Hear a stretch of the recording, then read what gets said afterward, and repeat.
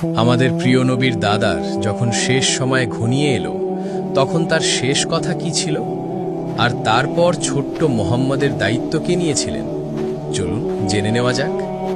মক্কার পরম সম্মানিত নেতা হজরত আব্দুল মুত্তালিব তখন মৃত্যুশয্যায়।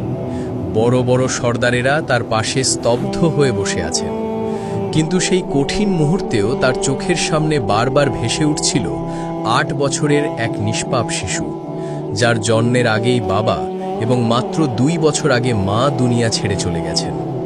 এই ছোট্ট মোহাম্মদ সাল্লাল্লাহু আলাইহি ওয়াসাল্লামের কপাল থেকে তখন এক অদ্ভুত আলো ফুটে বেরোচ্ছিল। হজরত আব্দুল মুত্তালিব তার প্রাণপ্রিয় নাতিকে কাছে ডেকে বুকে জড়িয়ে ধরলেন। তারপর মৃদু কণ্ঠে বললেন, এই শিশুটি আর সবার চেয়ে আলাদা। এরপর তিনি নিজের ছেলেদের দিকে তাকিয়ে বললেন, আমার কথা মন দিয়ে শোনো, এই শিশুর হেফাজত করা এখন তোমাদের সবচেয়ে বড় দায়িত্ব, আর আমি এই মহা আমানত আমার ছেলে আবু তালিবের হাতে সঁপে দিয়ে যাচ্ছি।